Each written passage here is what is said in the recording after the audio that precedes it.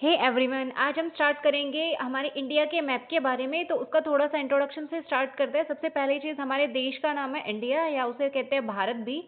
ठीक है, इंडिया के अंदर 28 स्टेट्स हैं अभी, और उसके अलावा बाकी सब यूनियन टेरिटरीज हैं। ठीक है, तो सबसे पहले इंडिया की बात करें तो इंडिया के ईस्ट में देखिए ये जो लोकेशन दिखाई दे रही है यहाँ पे है बे ऑफ बंगाल। ठीक है, या बंगाल की खाड़ी भी आप उसे बोल सकते हैं। और उसके अलावा इंडिया के वेस्ट में जो पड़ता है वो पड़ता है अरेबियन सी। ठीक है, अरेबियन सी इंडिया के वेस्ट में पड़ता है, या अरब की खाड़ी बोल सकते हैं उसे। और अब बात करें इंडिया के सभी पड़ोसी देशों की, तो एक एक करके आइए उनको जानते हैं। तो सबसे पहले इंडिया का जो सबसे फेमस पड़ोसी देश है वो है पाकिस्तान, जिसको आप सभी पहले से जानते होंगे। तो पाकिस्तान की बात करें तो वो इंडिया के वेस्ट में पड़ता है।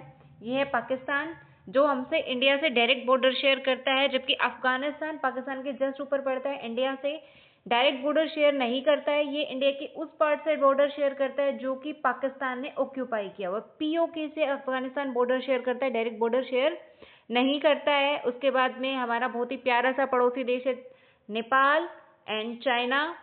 फिर हमारा आ जाता है नेक्स्ट भूटान, उसके बाद बांग्लादेश एंड म्यांमार। और इंडिया के बिल्कुल साउथ डायरेक्शन में, या बोले तो इंडिया के बिल्कुल नीचे पड़ता है हमारा प्यारा सा पड़ोसी देश श्रीलंका। ये है श्रीलंका की लोकेशन। तो ये सभी थे इंडिया के पड़ोसी देश।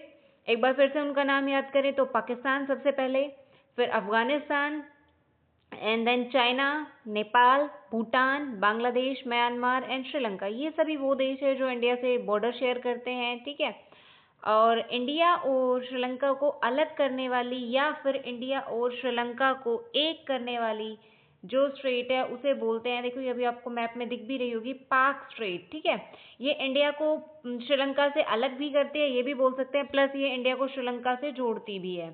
ठीक है, ये है पाक स्ट्रेट। उसके बाद में इंडिया का सबसे ईस्टर्न जो स्टेट पड़ता है वो पड़ता है अरुणाचल प्रदेश, जो कि ये है इंडिया का ईस्टर्न स्टेट, सबसे ईस्ट में है। और इसके बाद में सबसे वेस्टर्न स्टेट जो पड़ता है वो पड़ता है गुजरात। ठीक है, ये है वेस्ट में गुजरात।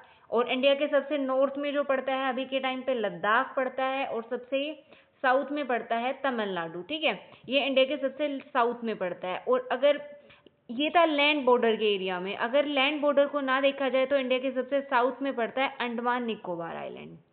ठीक है, उसमें निकोबार आइलैंड के जो पार्ट्स हैं वो इंडिया के सबसे साउथ डायरेक्शन में पड़ते हैं। तो सबसे ईस्ट में अरुणाचल प्रदेश, सबसे वेस्ट में गुजरात, सबसे नॉर्थ में लद्दाख, और सबसे साउथ में अगर लैंड बॉर्डर पे बात करें तो तमिलनाडु। और अगर लैंड की बात ना करें, आइलैंड को भी चेक इंक्लूड किया जाए तो हमारा पड़ता है आइलैंड अंडमान एंड निकोबार का निकोबार। ठीक है, और अगर ईस्ट की बात करें तो सबसे पहले जो सूरज निकलेगा वो सबसे पहले इसी जगह पे दिखाई देगा। ठीक है, कहाँ पे? अरुणाचल प्रदेश में। इसीलिए इंडिया का सबसे ईस्टर्न पॉइंट है, क्योंकि सबसे पहले सूरज इंडिया में अरुणाचल प्रदेश में दिखाई देगा, और सबसे लास्ट में सूरज जहाँ दिखाई देगा वो है गुजरात। ठीक है, गुजरात के कच्छ में वो लोकेशन है जो सबसे वेस्ट में पड़ती है। तो ये था इंडिया के मैप के बारे में एक छोटा सा introduction. I hope you like my video.